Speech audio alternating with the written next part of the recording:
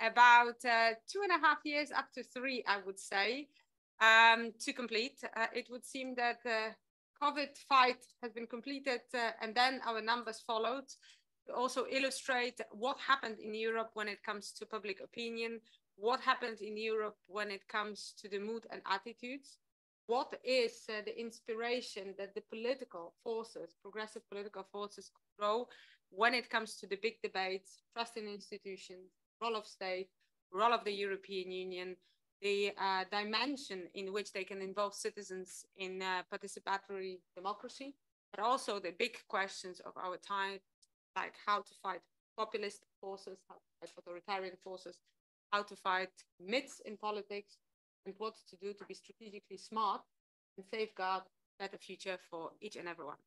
Now, today's grand finale is the grand finale of many different rounds, which wouldn't have been possible if not an involvement of FES regional offices. And we are incredibly grateful for the colleagues from Paris, Madrid, Rome, Berlin, and Warsaw and Stockholm for the very instructive comments and for participation in the different roundtables that had been organized before the survey got to see the final result.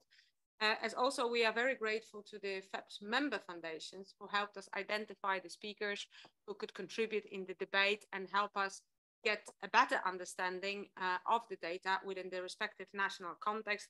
Here, I mean specifically the Pablo Iglesias Foundation, the Rafael Campelans Foundation, the Daszynski Center, but also Fondation Jean Jaurès, and also colleagues and partners from Olaf Palme Center and from Arena in Sweden.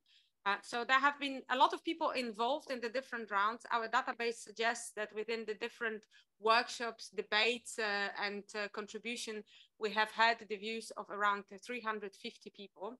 And today's next 75 minutes are about making sense of all the contributions we've had, listening to what the data has been telling us, and trying to find out with the great lineup of phenomenal speakers that are going to join us, how this data can be used for the benefit of social democracy in the upcoming difficult months.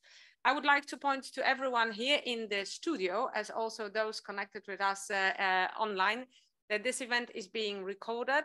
We are not at the moment online, but we're recording this event so that we can use it also as a promotion material for the great set of 7 publications that we have on the table and online to present as the outcome of this report. Now, 2.5, 3 years of a project that hasn't been turbulent free, always requires a good co-captaining, and I'm humbled and privileged to be introducing now Ralf Hexel from the Friedrich Ebert Stiftung in Berlin to take the floor and share his experience of the project before we hear the data presentation. Ralf, so great to have you in Brussels. The floor is yours.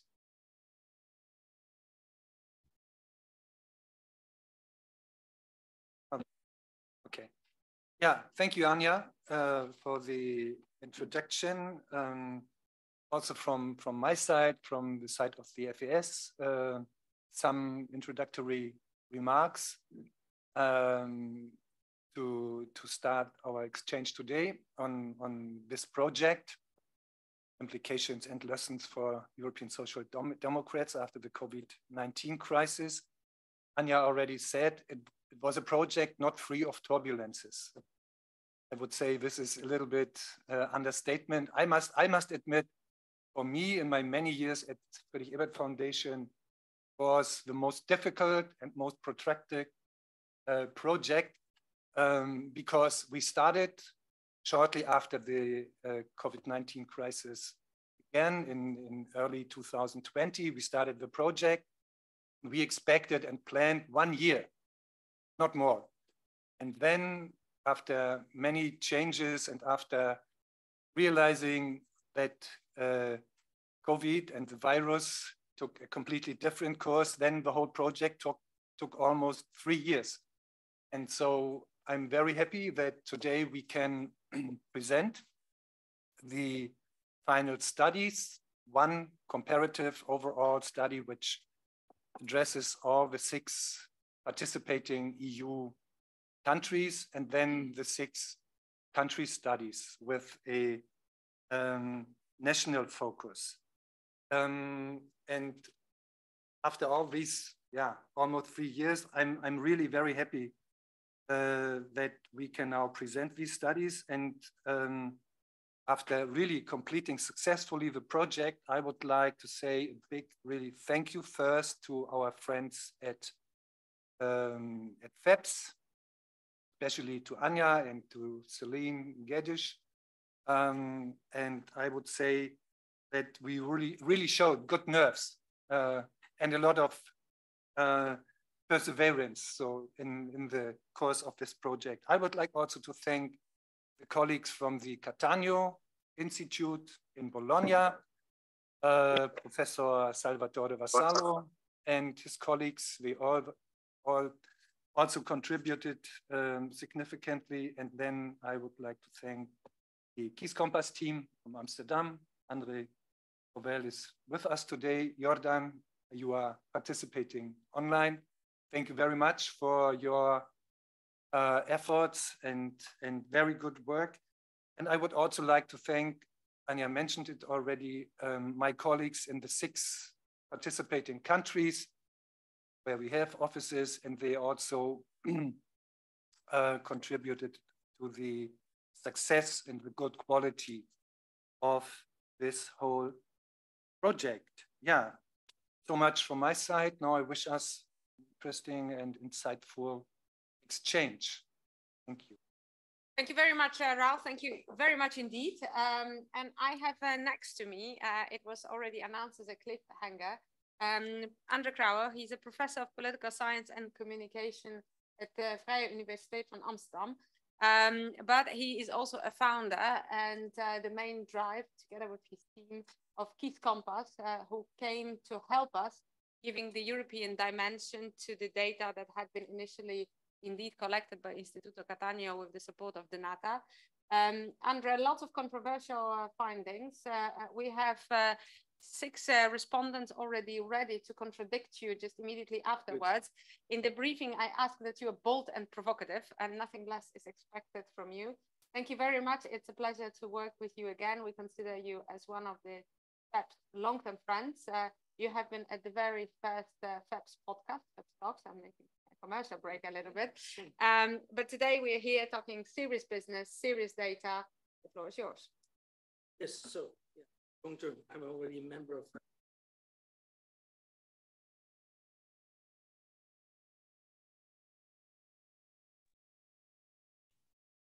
There is no microphone. I'm so sorry.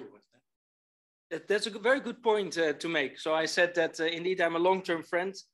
My membership to the Labour Party goes back to when I was 18. So long-term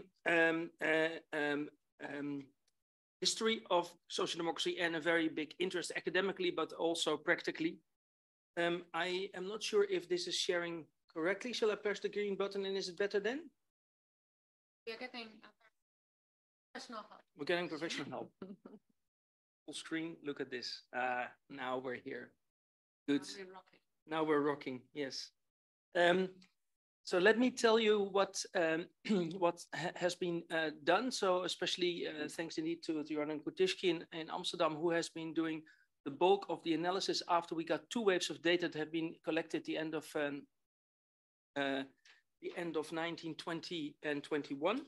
In 2 waves, December 2020 and January 21, we did the first wave, and then we adapted the questionnaire somewhat because of all the events and the long duration of COVID. And we analyzed, we had a second wave of data in October, November 21.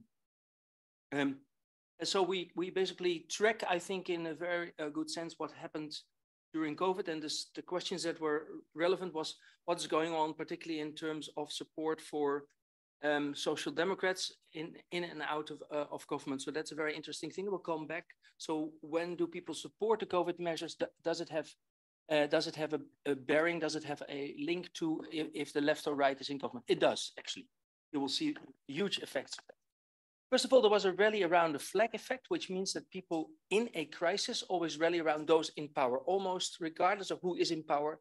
If people fear something, they need help, they don't care who is in power as long as they feel that they're going to be supported. Nevertheless, although there was this general rally around the flag effect, that soon disappeared because of the duration of COVID in many countries, that strong support deteriorated. And then ever more clearly, you see the partisan differentiation, the partisan sorting of who supports it. And there's a clear pattern. So left-wing people, regardless who's in power, progressive people, people who vote for mainstream political parties, those are the most supportive, both in terms of trusting the institutions, also the institutions, the healthcare institutions, but also generally all governmental institutions.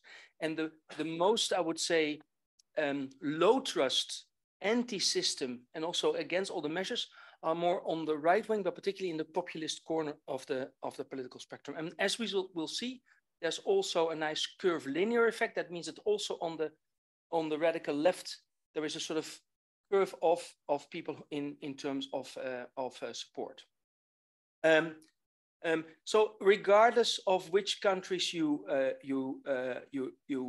look at, you will basically see that many people who vote for mainstream parties and the mainstream left and right think that most governments got the balance right, and the most opposition to that is basically the populist parties.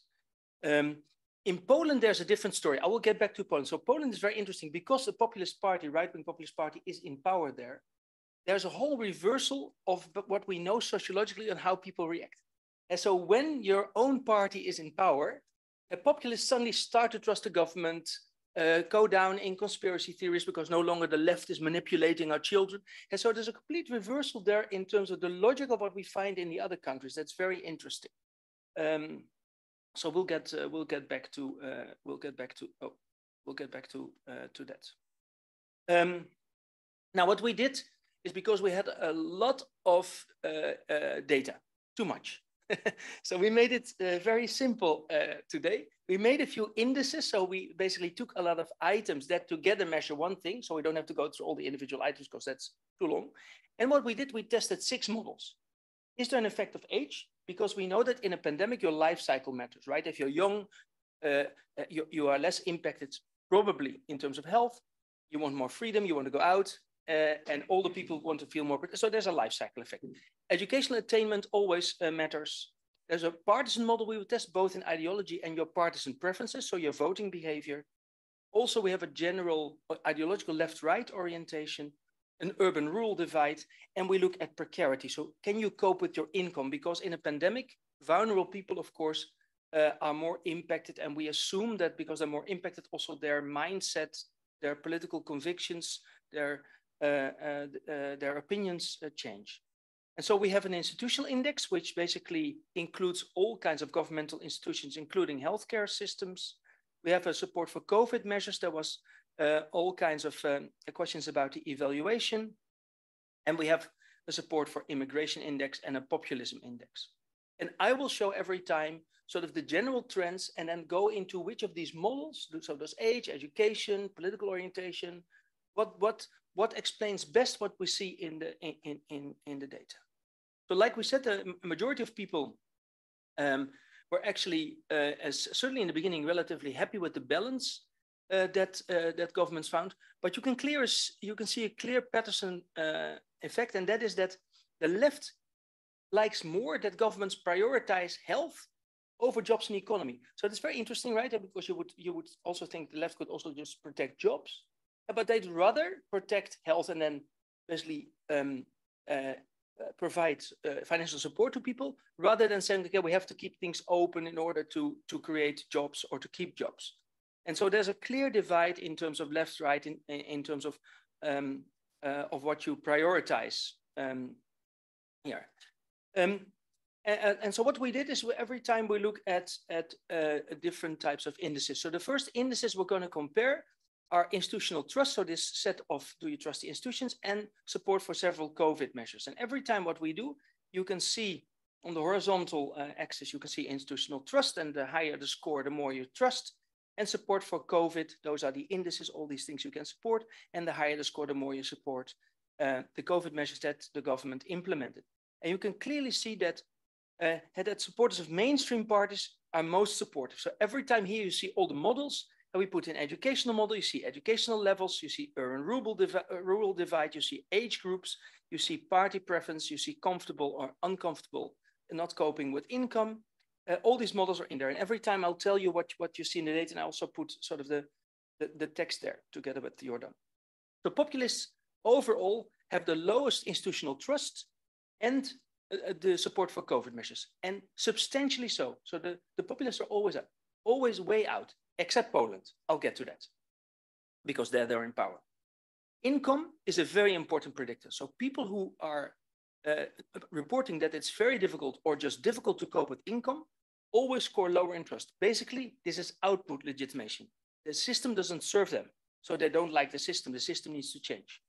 Mainstream parties, the parties in power, centrist, moderate parties, those people, they actually have high levels of trust and high levels of support, also because, of course, it's their party implementing. So there is an incumbent effect. If your party is in government, you also see that people support it more. And we call this need for control. It's a psychological measure that people like to have the feeling that their party, that their group is in power. You also see in some countries, here is Spain, and there you see that the left populists, Podemos, have a low level of institutional trust because they're to the left on this index of institutional trust, far away from the PSOE. And so here you see that even though Podemos was close to power for a long time, they keep on having this low institutional trust. But the lowest one, you can see again, they're down there in Vox. And so the political model always works because in this voting behavior, in this left-right dimension, there's clearly a lot of your worldview, so that they matter also for how you support COVID and how you trust institutions. And so this pattern constantly is there. Mainstream parties, left, especially left progressive liberal voters, moderate voters, centrist voters, more supportive and full of institutional trust. And the more radical, and the more you go to the right and the more radical, also a little bit on the radical left, the lower trust levels are. Sweden was very interesting because in Sweden there was a different sort of trajectory on curbing freedoms, and there you see a lot of variables clustering. So there's not a lot of explanation, but what you see there, that particularly their economic precarity matters. So when you find it very difficult with income, or you're very comfortable with income, you see that is in Sweden is the biggest spread. And so here you see that income and coping with income, your precarity trumps politics there. And that's the country. Although look, of course, how the Sweden Democrats are still, of course, on the low trust end of the scale. In Poland, you see this picture, and this is very interesting. You see there that high support and high trust is with the PIS. So incumbency beats ideology. So what happens is that once your party is in power, you feel that you're in control of the system. So even if they take the same measures, you just support it. And even though you didn't like the political institution before, now you like them because that you are occupying them. And so a system can completely reverse. And the interesting thing, in another study, we had the change from the PP to the PSOE in Spain, and you see exactly the same reversal also in conspiracy belief, and that the left believes in conspiracy when the PP is in power, and you see it slowly reversing now. And now that the PSOE is long in power, you see that the right wing and especially PP voters are adopting the sort of negative attitudes. But sociology cannot be trumped, because here you see that the income dimension, the coping with income, always remains significant for this trust. Let's also do Italy. We don't want to leave any country out. And the same pattern here, coping with income, precarity matters. Clearly also ideology matters. Fratelli d'Italia is, of course, the lowest trust and the lowest support. But you also see a small age effect. Younger people are less supportive of COVID measures.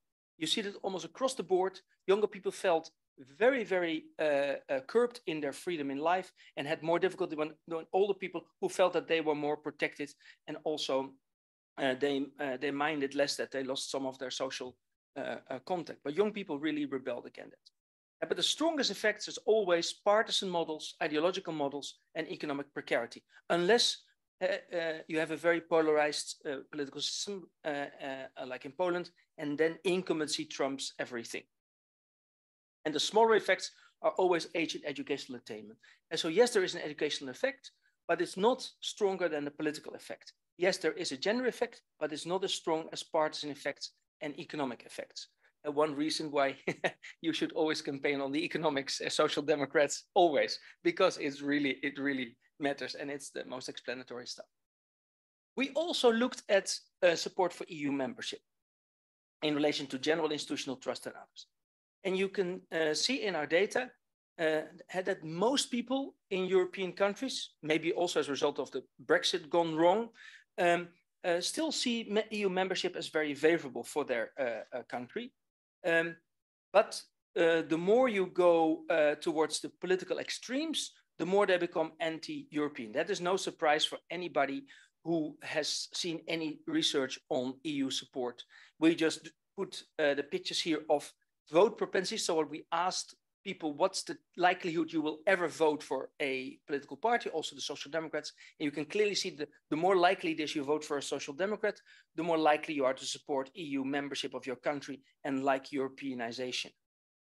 But if you look at the parties, what parties offer, you see a very interesting curvilinear thing going on.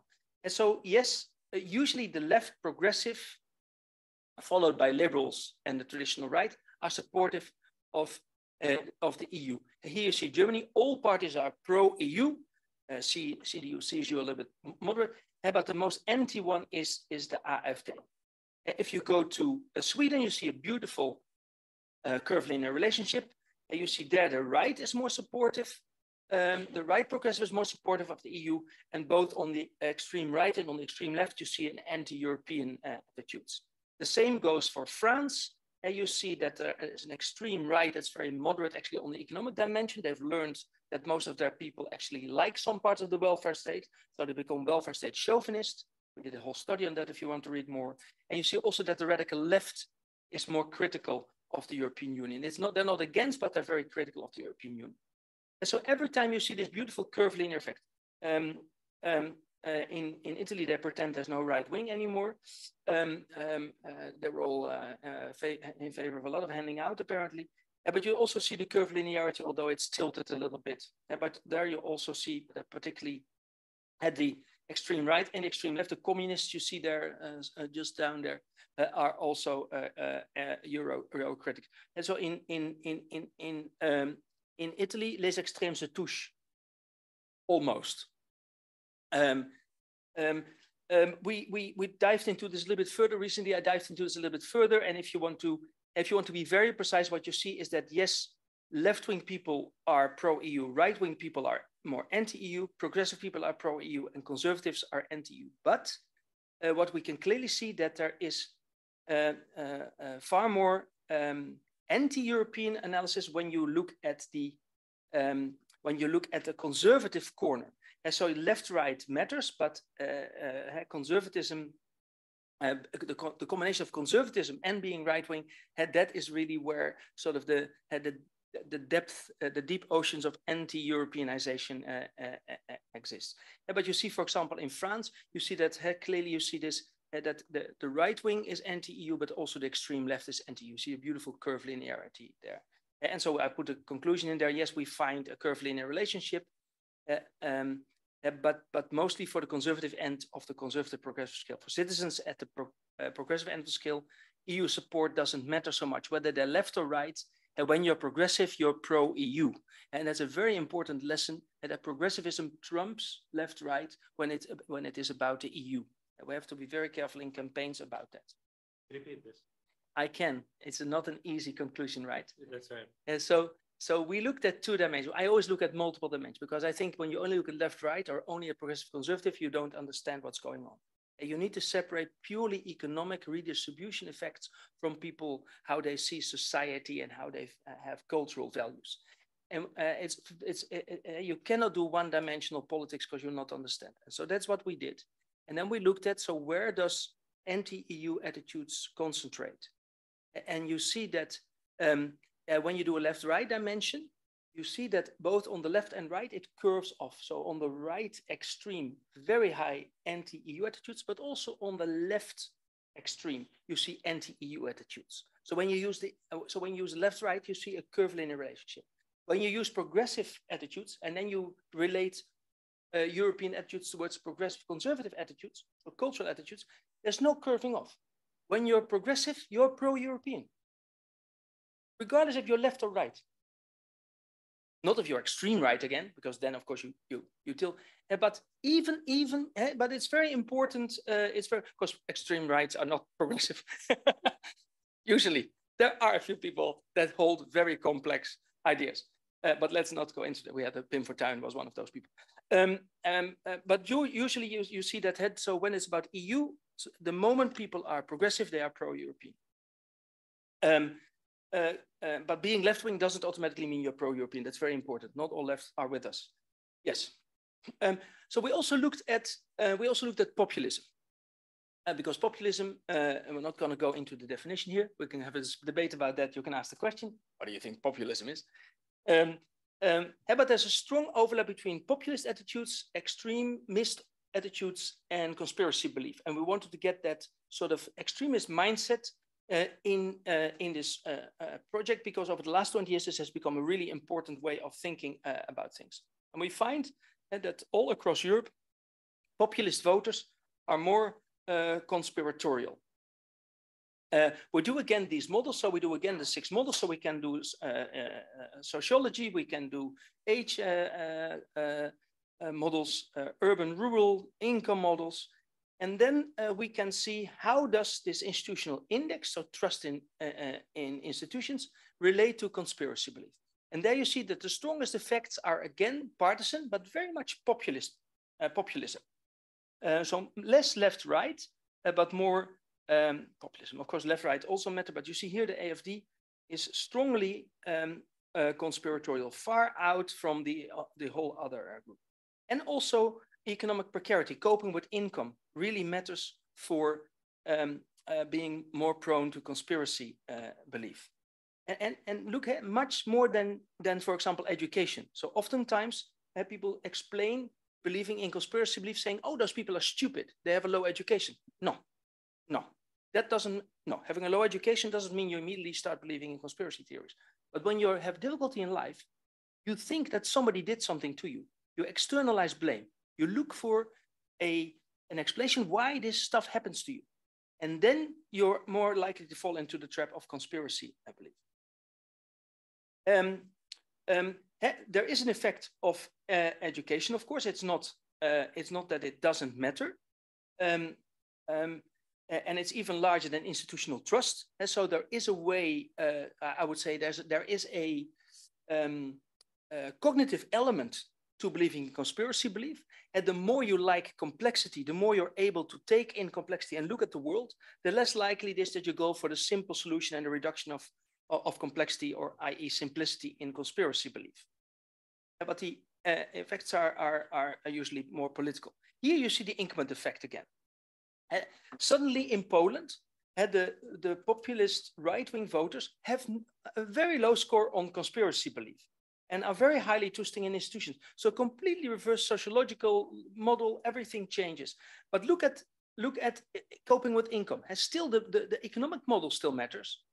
And sociology still matters. It's just that these people now, because they're in power, trust the institutions and they are not conspiratorial anymore because the other people are not in power. And so very important is incumbency effect that you see happening. And you see also that the left wing, of course, becomes more conspiratorial when the right wing is trying to sometimes even overthrow democracy in some countries that we could all mention. Now, we also looked at climate change. How am I doing for time? Oh, so fine. Okay, good. So climate change, we also looked at climate attitudes, and no surprise there, of course. And we find that the progressive and the left are more concerned about the effects of climate change. Now, this is not unimportant because it means that you have a really serious entry into younger voters. Younger voters are super concerned with climate change, and you can see a really low level of interest and concern among the right, almost across Europe. It's not that they are climate change rejectors or deniers, but they just don't think it's important enough. And so here is a real, I think, point to go. The problem is, of course, that social democrats don't own the issue. And so you're basically falling into the trap. You're talking about an issue and you're helping the Greens to win votes if you talk about the environment only. So I have to talk about how do you do that.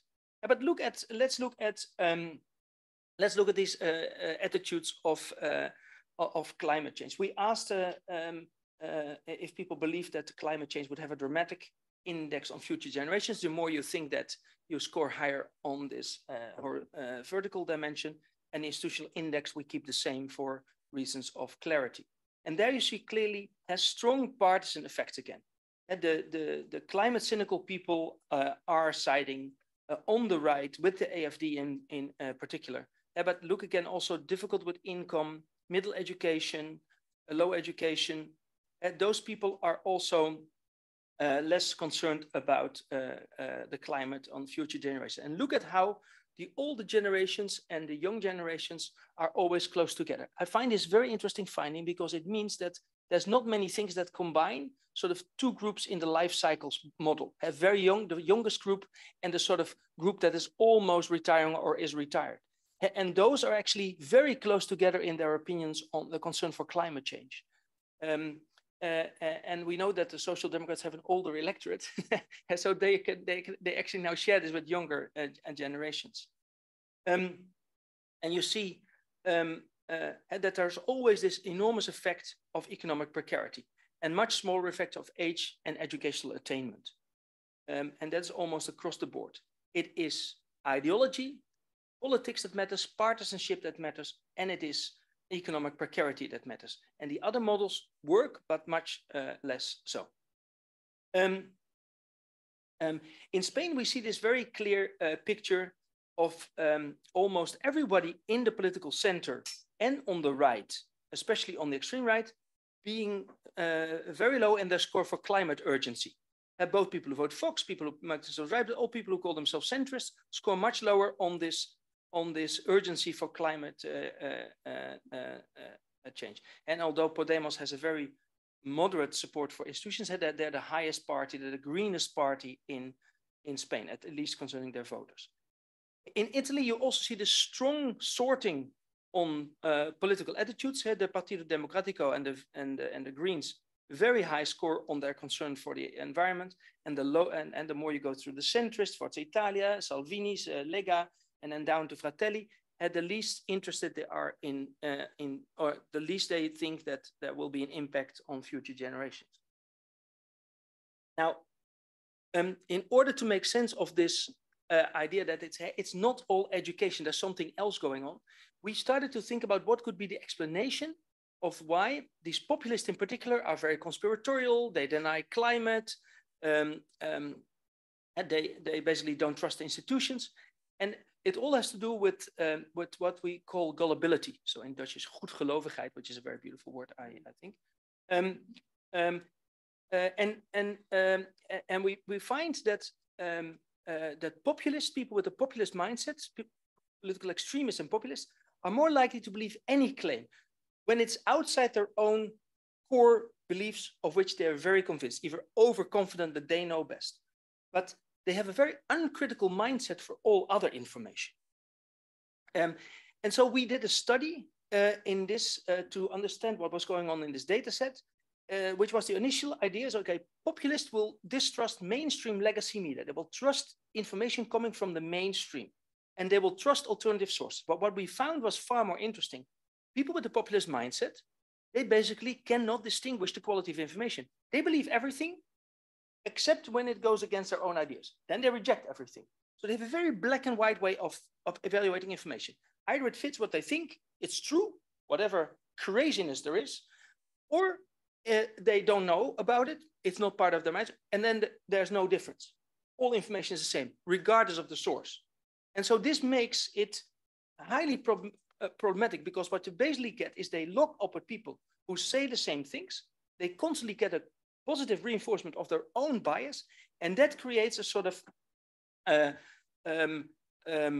circular reasoning that you can't get them out. And I think this is very important for our campaigning, because there's no, I would say there's no argument in mainstream or even alternative news that you can use to combat this kind of mindset. And because they'll either not listen to it because it's not part of their own ecosystem and their own core beliefs, or they can't distinguish when it's quality information. And that's a very important thing to think about when you next. Basically, what we argue, they are very receptive to bullshit. And there's actually a beautiful measure called bullshit receptivity made by Pennycook and others that you can actually use. Do I still have time to say something about immigration, or shall we stop it here?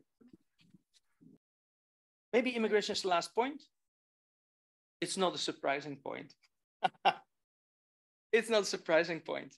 If we again look at the institutional trust index, which is a general way of do you like the system or are you anti-system, and then support for immigration, and you see again that there's a very strong partisan sorting. Every time we see the same pattern, almost regardless of what we ask, mainstream, moderate parties, especially if they're left or progressive, they have high system support, and they also support immigration, and the populists are far away, and always the economic model works. Again, you see difficulty with coping with income predicts that people will have more anti-immigrant attitudes. This goes almost for all countries. What's really interesting in terms of the data and in terms of campaigning for social democrats is that oftentimes the people who are most anti-immigrant are not considering themselves right-wing or left-wing. They report themselves having no ideology, which we think is not that they're without ideology because nobody is. We think that they don't have a name for it. They don't label it themselves. There's something in there that they don't say, I don't accept the labels of others. It's my ideas. And they have this belief superiority often. And so we have to find out what is in there that you can hook onto in a campaign that they will say that, okay, that belongs to my ideology or my beliefs. And I think that's an interesting finding that we saw in the data. I leave it at that, and I would give the floor back to the chair. Thanks very much indeed. I think hopefully a lot of great data to digest, and thank you also for pursuing the data as a very much sort of a classical researcher academic. You get the data, but you try to see what is the second, third, and fourth background of that. Why do they come in this way, and also why they differentiate in the country? I think we all here in the Studio Brussels got very much encouraged by this conjunction between progressivism and Europeanism. I think some of the views we've had regarding the division of the electorate may have been reaffirmed, but I would say that the appetite grows while digesting and consuming. So I think that there is so much of material that we will have a lot of comments. Now, for everybody taking part in this sort of polling Europe vision, and being in the different place in Europe, we have identified 5 speakers. We have 4 of them with us online and here in the studio, whom we also gave a sneak peek into the data on the national level, so that they could also have a little bit of a background thought and reflection about how the comparative reflects of what's going on within the different states. I think Ralph was saying that at the very beginning, there was a very long period where we not only saw the end of pandemics, if you can call it in this way, but also a couple of very important elections for which the data is also a little bit instructive to understand what had been going on. But of course, our task today is to look forward and to see in which way the data that you've presented, Andre, and thank you again to you and to all the colleagues in KISS Compass, in which way they can be used in the strategic thinking about social democracy with no compromises, ready to make bold choices and understanding what those choices entail when it comes to elections and numbers. Now, I would like to start from going to the country where the national elections have been taking place. You finished on immigration and you said no surprises there. In this country, immigration was a big issue, certainly.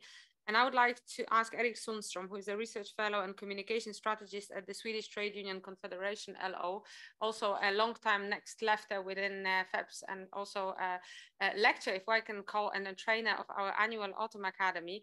Today, in a very Swedish capacity, We are always looking up for Sweden for a calm provocation. Eric, you know that I sent it to you in the briefing. The floor is yours. Let us know what and how this data, what your take on that is, and how that can help progressives in Sweden. Thank you so much, Anja. And I would like to start by saying hello to all progressive friends I see in this call, and a special hello to Andre, of course. Good to see you again. Always nice to be with an old friend who can put the word crazy shit into a PowerPoint without anyone just noticing. It's just, you know, normal behavior when we talk politics. I'll try to be brief, which I think Anja will appreciate, and make two main points. Number one is, of course, looking at the study. In the summary, Andre and everyone else who's been working with it, you say, even though there are many different and often polarized opinions in Sweden, the majority of Swedish citizens are politically moderate, have relatively high confidence in their government, have a high degree of institutional trust, believe that immigrants are a benefit to society, and are concerned about climate change. And I would say that, yep, that's my country, and it's really interesting to see those figures printed down. However, there are so many more things to discuss in this study. I would like to start with just acknowledging that Sweden was very much talked about during the pandemic because we had a much more relaxed strategy in general, relying more on people's own behavior with recommendations. And we had our own independent investigation into the Swedish strategy. And I would just like to quote that the findings of that strategy was that Sweden has come through the pandemic relatively well and is among the countries with the lowest excess mortality over the period 2020 to 2021. So Sweden was maybe a little bit less of a crazy shit than some of you guys thought maybe. But when we dive into all these different findings that you have in the survey, I noticed, for example, the discussions about the substantial minorities. And here's one part where I would like to point you to a saying that I've been using before when we talk about Sweden, that these days we need to talk about the tale of two cities. I noticed, for example, that Andre pointed out that economic precarity really matters in Sweden these days. We are more a divided society today with bigger inequalities than most of you guys, I think, would imagine. When we also look into how Sweden dealt with the pandemic, we could see that in residential care facilities, we had huge problems, and we had very bad rates of old people dying at some parts of the pandemic, much higher than in other European countries. The state / the Swedish society was not as ready as the very well a nice image of the Swedish welfare state that many of you probably carry in your heart. We had bigger problems in the residential care facilities, in the labor market when trying to deal with this pandemic, with the general resilience and coping of the state. And we should definitely carry that with us when we walk forward.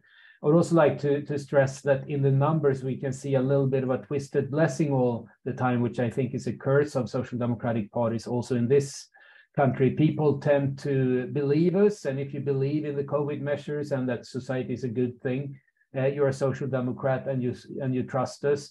But that's also something that can be turned against us when things are not working well, which we saw in the latest election that you referred to, Anja. I'll make the bridge quickly to my second point, saying that in the study, you say that 68% of Swedes believe that the state should play a greater role in regulating the economy. What a fantastic opportunity for political parties.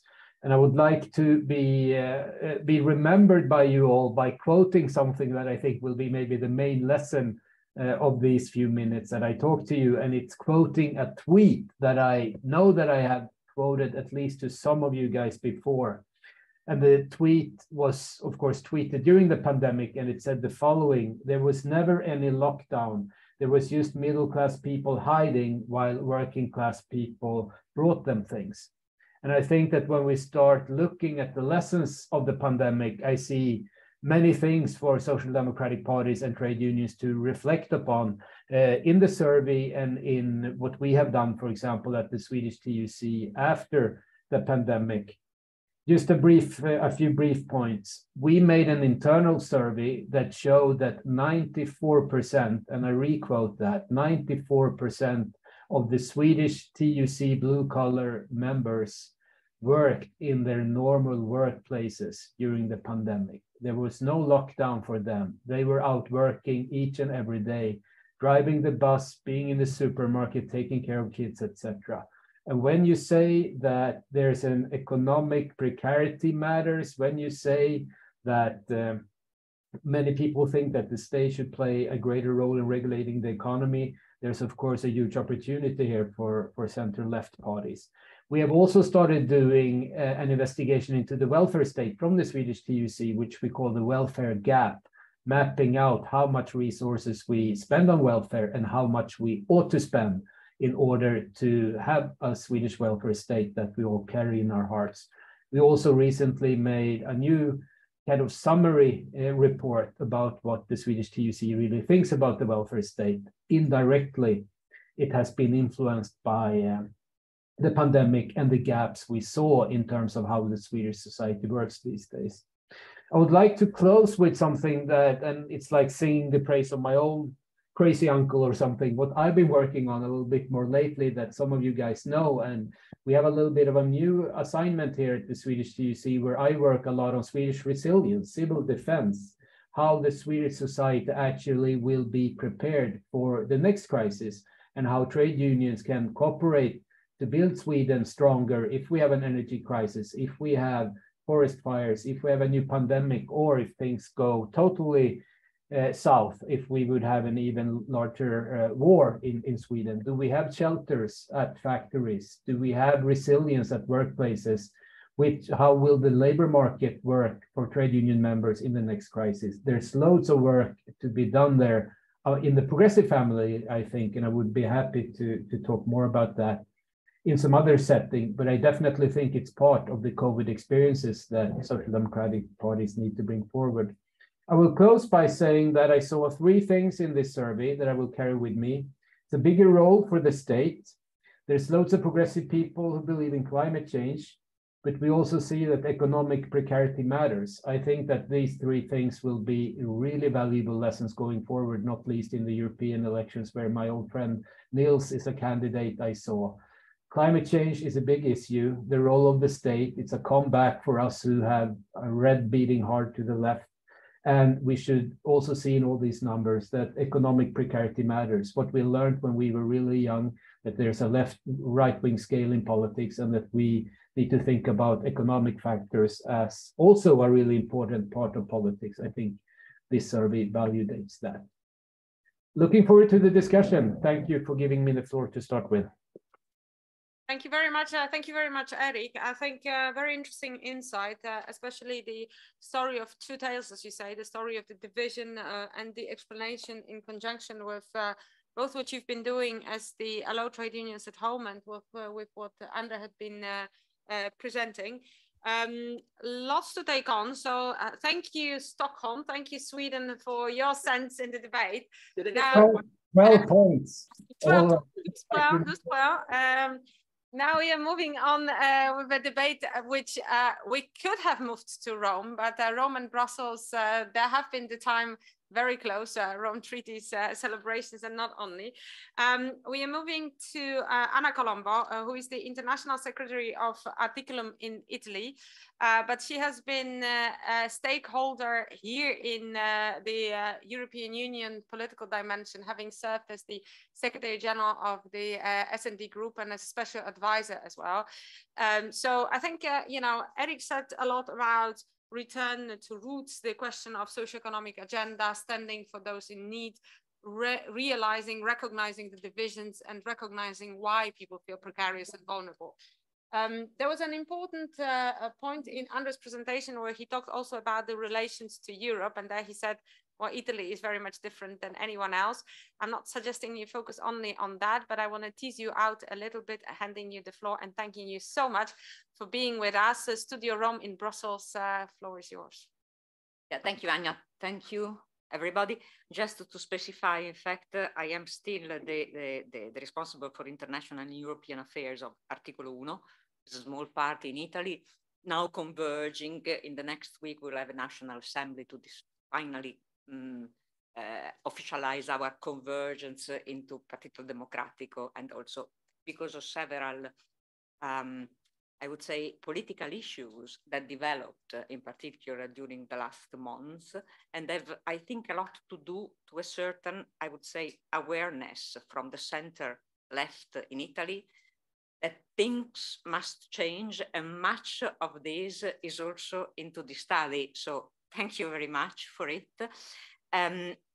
While you were making a lot of points, I was thinking about the very interesting convergence, especially when you were talking about the left and right versus progressive and conservative divide, which I would call old left and new left.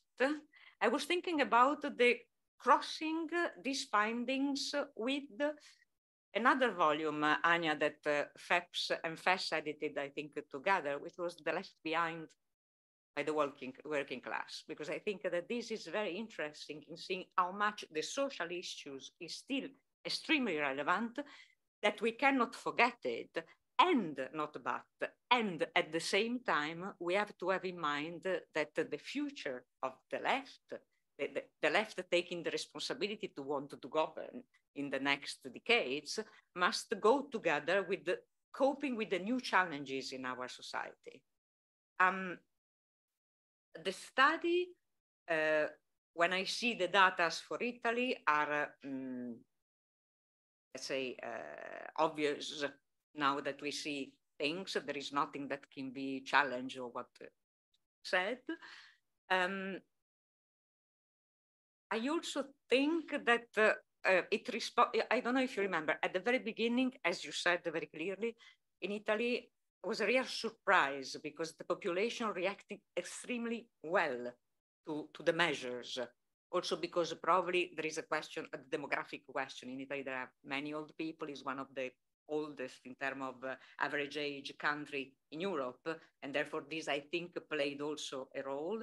But the reaction of the people was extremely responsible, extremely disciplined. And we saw clearly that the government chose clearly the defense of collective health versus individual freedom, but people overwhelmingly went in this direction. And it's important because it was not only collective health versus work and production and the economy, but it was this. And I think it would be important to cross this with the divide between Podemos and Vox. Because if you look at this, defense of collective public health toward individual, I would say, egoistic freedom, you could see why Podemos and Vox, being both, as you define, populistic, went in opposite direction. For a long time, our health minister was the most popular while taking very tough decisions. And in those times, I mean, at the beginning of the pandemic, it was very interesting because in the center left, more center than left maybe, there were two mantras who went very much. The first one is, how democratic is this pandemic eating everyone the same? And the second one was, well, this is the first of very systemic crises that we have to live through in the future. And facing systemic crisis, only responsible mainstream political forces can give pragmatic responses. Populism is dead. Some of us had a different impression, but I think that your study now confirmed that both these assumptions were wrong, and maybe we should have been a little bit more assertive to think about critically on these two assumptions, because maybe some of the further difficulty could have been anticipated. And I come to the three issues that for me, in my opinion, they are the three of them important, and they are also important when you see the reaction in Italy toward the European Union, and also the result of the election on the 25th September of last year. The first one that is that Italy is probably one of the most unequal countries in Europe, where salaries is the only country in Europe, not many people know it, but is the only country in Europe with salary in the last 30 years decreased, the real value of salary decreased. in Europe. And when the pandemic hit, those inequalities exploded. And inequalities, I just give a couple of points. Inequality not only in vulnerability of salary and vulnerability of workers have to be in front row for essential workers and etc. during the pandemic, and the one who were not, and they had also their salary protected, but precarious worker, precarious job in terms of social protection. So they were people without any social safety net. Many people without any social safety net. On this, I would like to also give 2 hints, and they are important because they are 2 hints on which effects worked a lot, and I think you should continue. Affordable housing, education, and child union, because these were the 2 points where people were really unequal, in particular in Italy, and all these of course count. The second point is trust. You are completely right. You trust when you feel, when you are wealthy, both in social, economic, and cultural terms, while to build trust amongst especially people in difficulties, precarious people at the lower scale, there are no more, not only political action, but also intermediate bodies able to bring your instances up over the institutions. And here in Italy is a case study because, as you know, running after populism, Italy decided to vote against public support for political parties. Intermediate bodies like the trade unions are in a deep crisis. Social and civil societies survival is also at stake. And therefore, the fact that you don't have a structured dialogue for participation of the population at all levels, local, regional, national, makes very difficult to build this trust. My third point is the one on the development model, which encompasses what you said about the environment, but not only. I think that COVID was a typical example of the fact that our development model doesn't work. Big cities and the contact between human and wild nature. And I think we should have work, and we should work much more on this particular point, because if our model of development is broken, the answers cannot be in the same broken model of development. At the beginning of the mandate of 2019, our political family pushed a lot for Agenda 2030, which is in fact the clear interaction between social, economic, environmental measure, and strong public universal institution and internationalism and dialogue. I think that we should be again on the front row on this matter, last but not least, because the objective of the UN agenda will have to be rediscussed. And even if there are universal healthcare goals and sub-goals, the pandemic was not yet there. So I think we have to help rewrite this. And I think all these can reflect on Italy particular trust toward the European institution, which in a way is, I would say, a paradox, because Italy was the country and is the country which obtained the most in terms of next generation EU and European support.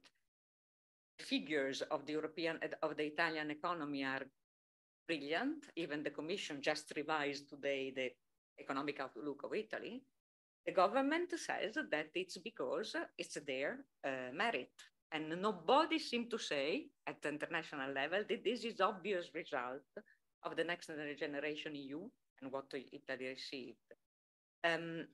Attention, because these people will be in the front row not to claim for an Italy exit or to be skeptical against the European institution in order to exit the European institution, but it will be a new mantra, the mantra of the international of nationalism. And this is what we will have to fight in 2024.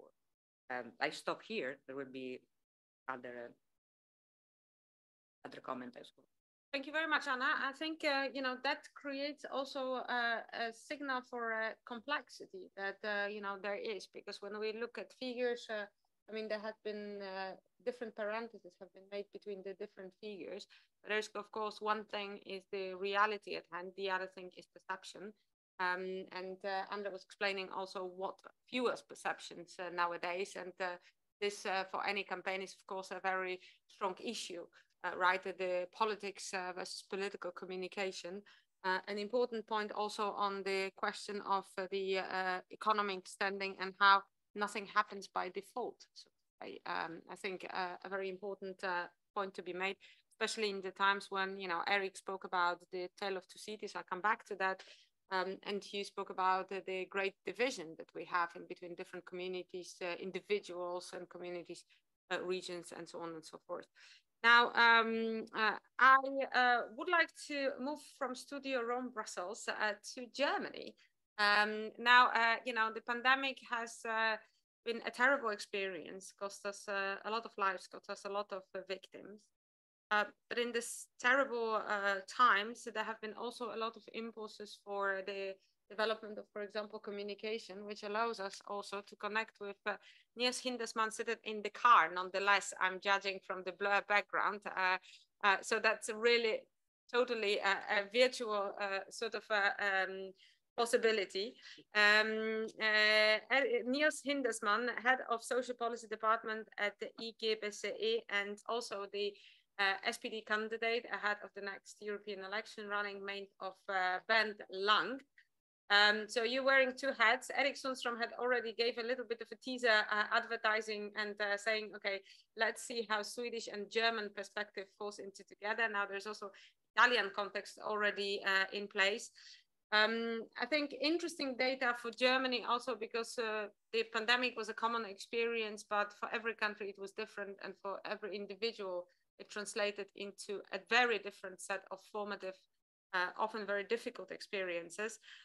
Niels, what is your take on, you know, as a trade unionist, as a party member, what do you take for the next elections? Not to tease you out, Laszlo and me had the discussion about the Bremen result just very recently, just to give a context of what has been happening. So we are very much looking forward to hear your assessment. How do you see the European and German data, and what can we learn from the experience?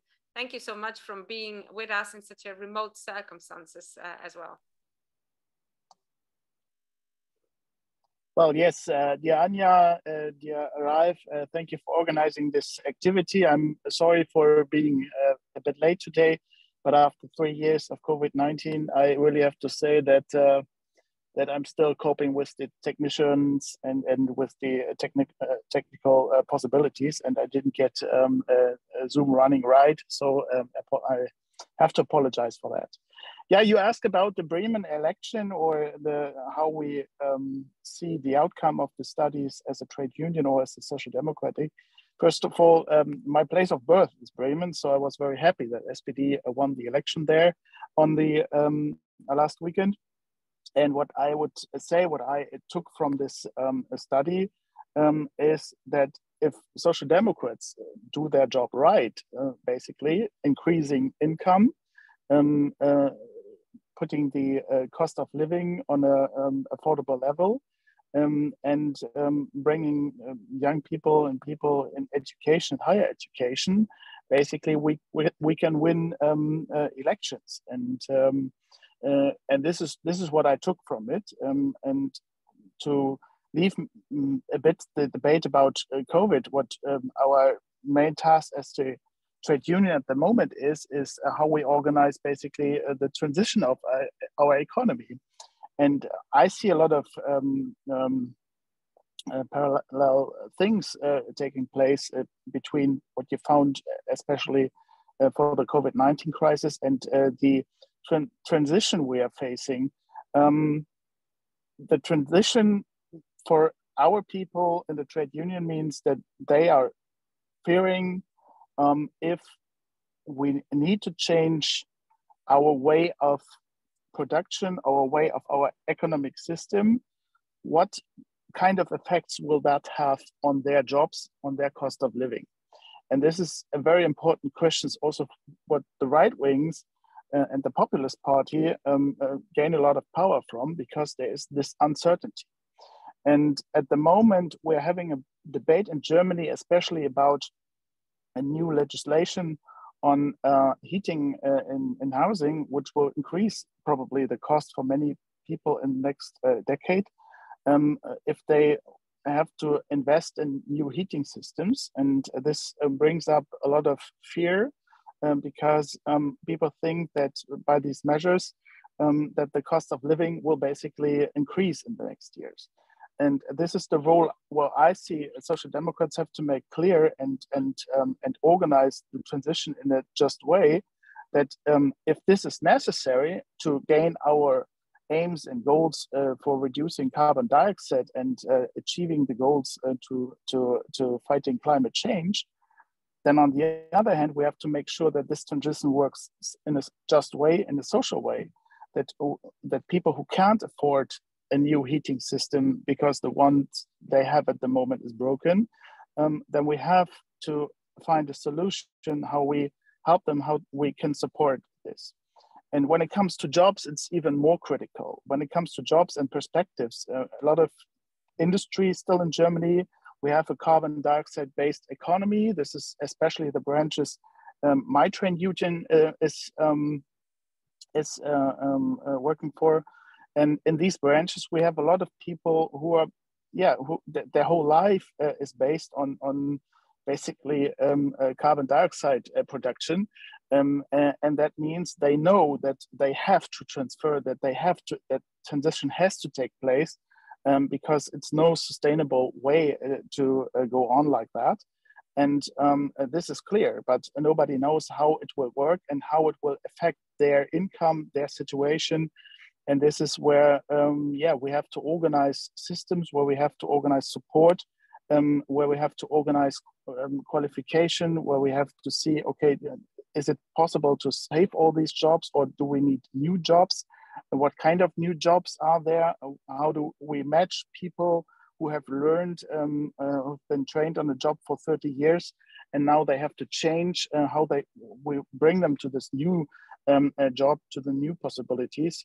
And this is the big challenge we're facing at the moment. So, and this is basically the big threat, I think, for social democracy in progressive parties. If we don't get this in some way organized, in that sense, that people trust us, that people think, okay, we can solve their problems, we can increase their income in the end, or basically not decreasing their income, we can take care of their opportunities in order to organize better education, higher education for them or their children. And if we keep the cost of living almost stable, then we gain trust, and then we can stop populist parties from gaining power. But this has to be done, and this is what I take out of the study. And this is, I think, a big challenge we are all facing at the moment, and this is what I found in this study. So thank you very much for that. Thank you very much, Niels, and thank you for joining us, bringing that back to Studio Brussels. So we still have one more response, but Niels came back to a very important slide, which was there for a climate policy and question of owning the issue as well, and how it connects with the sort of integrity value-based agenda, how we speak about industrial policy production, and how we offer people the sense of empowerment. I think that's one of the issues underpinning the study. Now, Andrea, you have been saying Poland, the country I happen to come from, is totally different to the other five for a set of different reasons. So I saved Studio Warsaw as the last in terms of first respondent. After that, I will briefly open the floor for those colleagues who would like to join. There are colleagues also from Spain. We will have time for a very brief introduction. And then we will come back to you with the final word of László Andor, FEP's Secretary General. We started 8 minutes later, so I am determined to finish 8 minutes after time latest for everybody connecting online. Paulina Piechna, Vice President of Nowa Lewica in Poland. We spoke about Sweden and how this data reflects what happened in the elections. We spoke about Italy and how this data corresponds with what we've learned from Italian elections and what needs to be done. We put the data vis-a-vis of the recent elections in Bremen and the midterm results. Poland is the country going to the elections. We are all holding our breath. Paulina, what are the important insights from the study as you read it from Warsaw? I see you are in the House of Parliament even, so we are getting, our studios are getting very central from the car to the Parliament building. As you see, FEPS is never dull, always a lot of diversity. Hello, do you hear me? Like, it's okay? Okay. Hello, everybody. Yes, we are really different. I know that, or maybe exceptional, we can say. But first of all, I would like to say to our colleague Erik Sandström, because it was really interesting to say something about this tweet, because I have this picture from the what was happening during the COVID epidemic, when healthy, wealthy people from middle class from big cities rented houses in deep forests to work healthy and quietly, and workers really have to fight with their own fears and with fears of their clients, especially clients who weren't able to just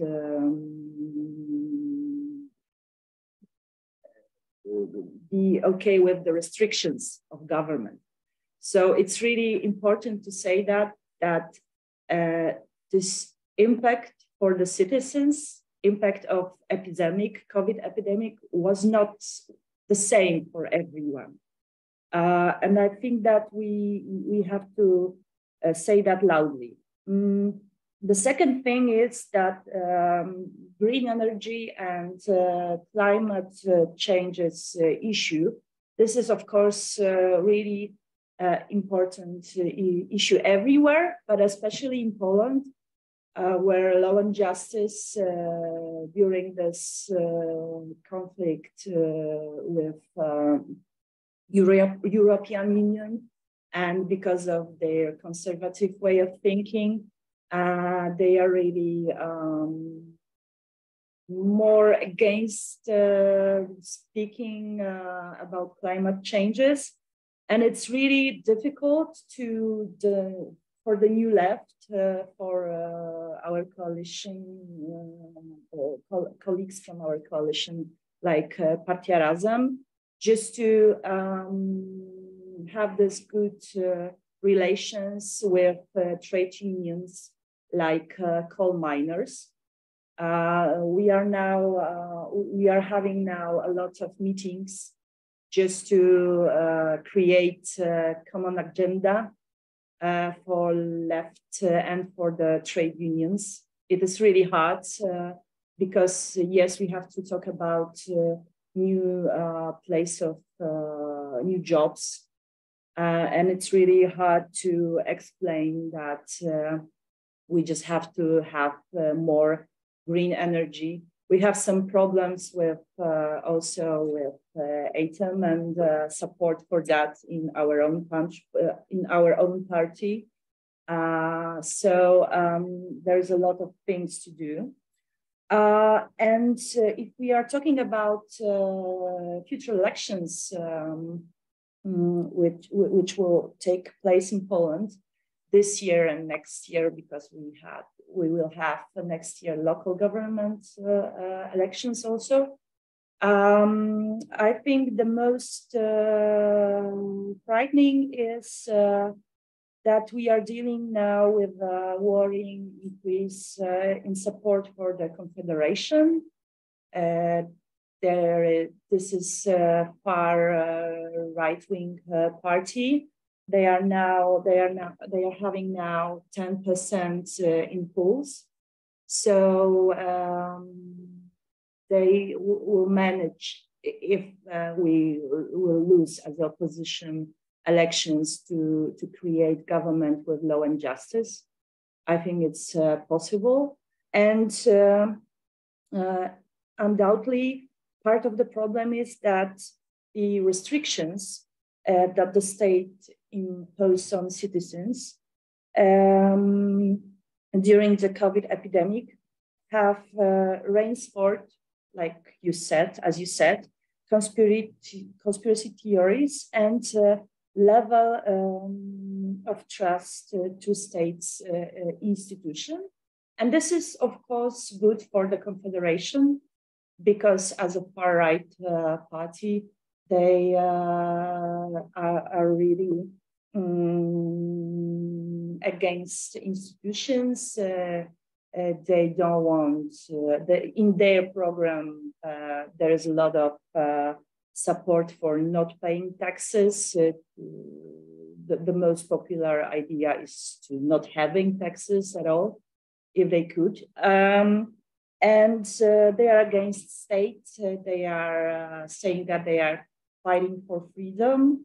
But of course, this is only freedom for themselves and people who are thinking their way. But from the other hand, we have problems with civil platform, because in one of the poll, one of the leaders of civil platform, this is central wing organization party, the most popular opposition party, Rafał Trzaskowski, who is president of Warsaw. People in that poll indicated him as a leader of left forces. So we are fighting also with civil platform because they want to just take our electoral and we are fighting also with law and justice. We had this problem during the epidemic, because as a leftist, we have to support restrictions. We want to support restrictions, of course, because we wanted to save lives of our citizens. But as you said, law and justice was also for the restrictions. So we have to support some governmental activities. And from the other hand, we have to criticize them. So it was really hard to just be really in the center of that. And of course, for our country, I must say it is really, it is now really important to say that we have this influence in our polls.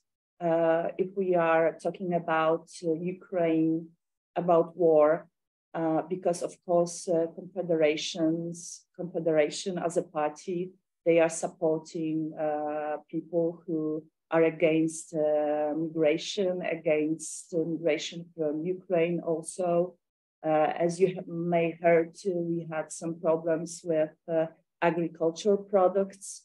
And they are just saying people that government and opposition parties as New Left and Civil Platform, we are not supporting workers from small places in our country, to workers working for who are living from agricultural products. So, but from the other hand, our support for leftist support for Ukraine, because we were really responsible and rational.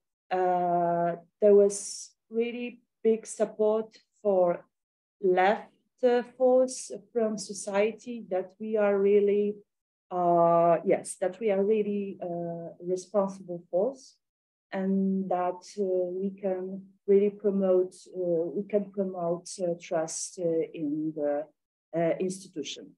For me, the most important thing is just to build trust in institution consequently, and to have this solidarity of generation. We are really promoting some ideas like widows' pensions, of course, European minimum wages, and because, of course, this is really wages in Poland. This is really important issue. And of course, in Poland, I'm finishing, we have to support women's rights and LGBTQ minority rights because we are at the last place in European Union if we are talking about human rights and those issues. So this is really important for our for people who are voting for the new left. Thank you very much. Thank you very much indeed. We're coming back to Studio Brussels. I have to say, once again, I mean, this is, and I will sort of wave it in here just for the sake of the commemoration moment. This is a comparative study which everyone around this table had a chance to have a look, and also colleagues connected via Zoom. There's also 6 additional country case studies which will be now revealed post this meeting. I don't know if from colleagues there are still about 20 colleagues connected online, 17 by now, but that is the premises of the sort of airing time that we've reserved with you. If there are any further comments, I know that there are colleagues from Spain connected. I've seen them passing through. It's going to be 1, it's going to be 2, going to be, yeah, Dominic. Yeah, just very briefly, first of all, thank you so much to everyone for the really interesting input. I just would like to add one kind of minor thing that stood out to me in the discussion today and also in the publication, and that is kind of the question of how any party kind of going out of the COVID-19 pandemic can make something out of this in terms of policy progress. And what I mean by that is, for example, in Germany, we currently see a big debate about the 4-day work week. We had different debates before on teleworking, all these things. And at least in the political discourse in Germany, these things seem to kind of fade away of the control of social democratic parties and other parties as well. And they are more kind of delegated to other parties and mostly actually academic circles. And I think if it comes to the actual question, the substance of how can we actually make something out of this, it would be incredibly important to get control of these debates and actually be a driving force rather than reacting to them. And I reckon similar debates also happen in other countries, but I think this is quite important ex post. Just Paul, I think was the verdict here around the table for the question. Anyone else from colleagues connected online? I don't see that. I am then going to wrap up. Yes, Jose Manuel. Jose Manuel, yes. Sorry, I didn't see the hand up. Okay, yeah, I just want to thank you and congratulate you for the work and for the presentation. As to the results of about Spain, they are most what was to be expected, though the reading is a bit complex in Spain because we have 2 very strong levels of government, central government and regional government. And we have in just May 21st, an election, regional election in Madrid, where the most right side of the Conservative Popular Party got a landslide victory. And now we are in the middle of another electoral process which affects municipalities and 12 regions out of the 17 we have, where some of the results of the survey could certainly be tested and be useful in some of the other points that you have highlighted. That's all from me, from Pablo Iglesias Foundation. Thanks a lot again. Thank you so much. And we will be happy to see together also how we can use the data further. I think, Andrea, you will agree. I see that you have like lots of handwritten notes. I will not allow you to elaborate on all the points because there is a great diversity, which I think beautifully the survey that together with FES we are putting forward can be a beautiful synthesis of what is possible and what isn't possible strategically ahead of the next European elections debate. Now, the floor is yours for just a couple of minutes, Yes. and then we will proceed with wrapping up by László Andor. Yeah. So rather than answering all the questions, I would say what I take away and promise to discuss in the next time around.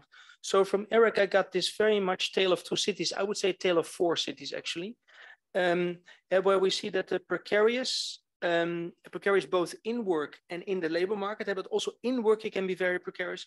And that they are juxtaposed against people who are relatively safe and are actually having very good conditions in work. But at the same time, we also saw that there's these people that is optimistic, positive worldview versus people who don't see a way out anymore. And I think also with terms of psychological issues in society, it's not unimportant to forget that there's this psychological dimension in life that is not unimportant, because you can get out of a lot of shit if you are optimistic and you can pull yourself together. But if you can't, okay. So and I think, yes, I think also the pandemic deepened both those psychological crises and those economic crises, and it's really sorted people out. And we need to address this. And this also feeds back into Dominic's argument. I think the work-life balance. I think if there's one thing we should take away from this debate is that the left should talk more about the work-life balance. We're not just here to serve as workforce for companies that basically just hand out money to stockholders rather than their staff, and that's what's happening.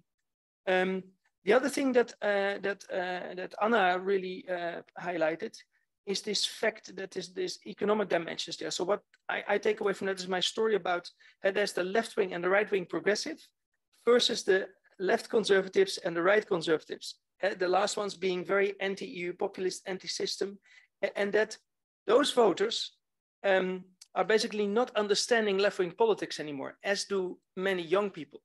Socialism is learned. It's not the automatic answer for people to give. It's a very complex way of thinking. Elster said socialism is learned. You have to teach people how to think left-wing. The automatic reaction is it's the others that done it, we shouldn't pay for others. And so I think when people feel that society is unfair, and so they are very much in favor of state intervention, in government doing stuff, but what actually is it that they want? And they do want help. And I think the support for state intervention is to ask for help. But what you see is they don't want to pay for it. They don't want to pay for a lot of things because they don't think that the outcome is fair. And I think that is where social democracy is erring. It's not only asking for more state intervention and more help and more systems. It has to be very, very clear that it has to be fair. Because I think if you look at why is the right always talking about cultural issues, it's because the left owns social justice and fairness. So they can't talk about economic issues and economic justice and fairness because people will think of us. And so they go to the cultural ones and the divisions because then they'll think about them.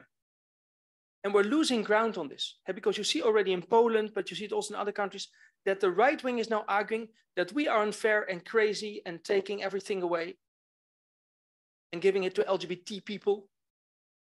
And so I think we're letting the fairness slipping out of our hands. From Niels, I really think it's important to think about this new dimension that is there, which is climate against energy, which is nature against farming. There's a new dividing line there. Very interesting on the green issues.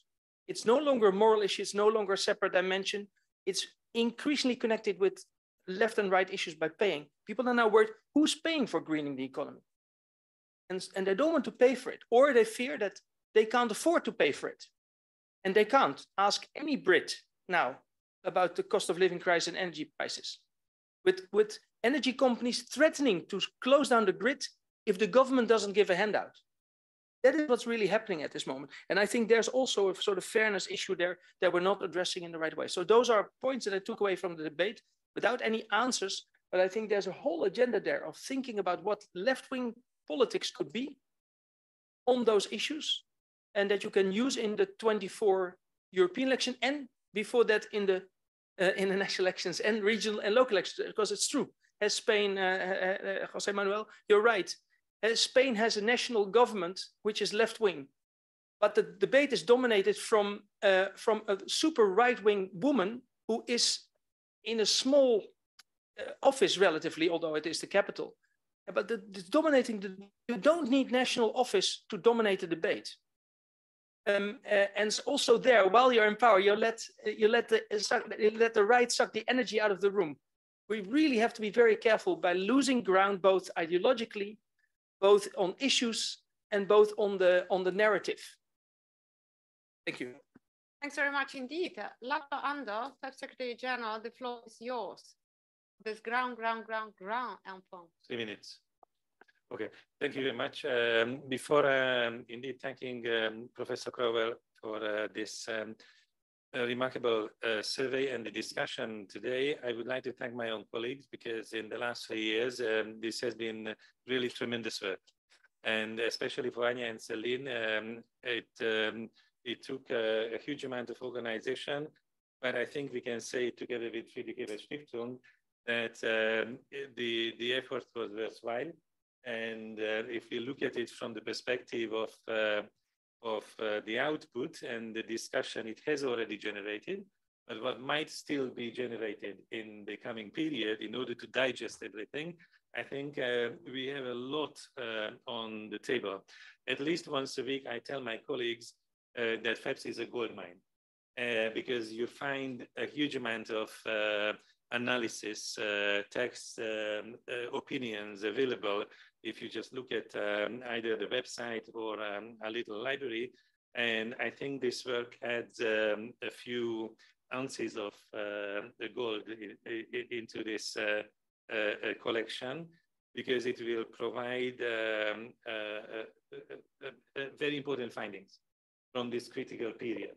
How transformative the pandemic is going to be at the end, we don't know yet, right? Because we have 3 years behind us, 5 cycles of the lockdowns, but immediately after the 5th lockdown, we had the war. And then now the war overshadows a lot, and maybe some of the lessons which we started to discuss today will be sidelined or put into the shadow, at least for a while. But to take stock of what happened in these 3 years, it's very important to sum up and collect these findings. Of course, it's not for me in this late moment to go into the details, but I would say some critical issues are always what we learn about inequality. We always learn something new about inequality, and to what extent people responded with solidarity or the lack of it to this pandemic was, I think, one of the most critical issues, which also influenced the success or relative success of the center left in this period. Because if you look at it from an electoral perspective, in a few countries like Germany, but also Norway, but also Portugal, the center left had better than expected results in various elections. And I think the connecting thread is the people's need and readiness for solidarity. In a time when you assume that this is a democratic crisis, it affects people evenly. We know it's not very democratic, right? We know more men died than women. We know the elderly was more exposed than the youngsters. We know the blue collar had a much more difficult time than the white collar when it came to home office. So it's it's not equal, but at least a greater sense of solidarity was created, which also showed in European politics, right? To double almost the European budget, to come forward with solidarity instruments, a lot of risk sharing was only possible because you had this sentiment that we have to pull together in a situation of a so-called more symmetrical crisis than the previous one was. I think a fascinating part of the discussion is about knowledge itself, the sociology of knowledge, what we believe is scientific knowledge and we should follow, or what we consider so-called bullshit. But I think we would need to take a bit of caution here, because it also needs to be discussed what is knowledge, what is scientific, what is undisputable, what turns out to be right or wrong after 6 months or 1 year experience. From this point of view, the Swedish case, of course, is very important. And indeed, the definition of bullshit also varies in time. So it's not the same, which we consider useless beliefs yesterday, today, and tomorrow. So there's also an evolution here, and then everything needs to be tested against experience or the epistemic robustness of the thesis. So the third one is the problem of the backlash, right? So in a certain moment of time, we can measure the immediate results, the quick reactions of people. But the quick reaction doesn't necessarily influence thinking and the institutional development in the long run. You can have a backlash. You can have a moment when people reflect or reconsider.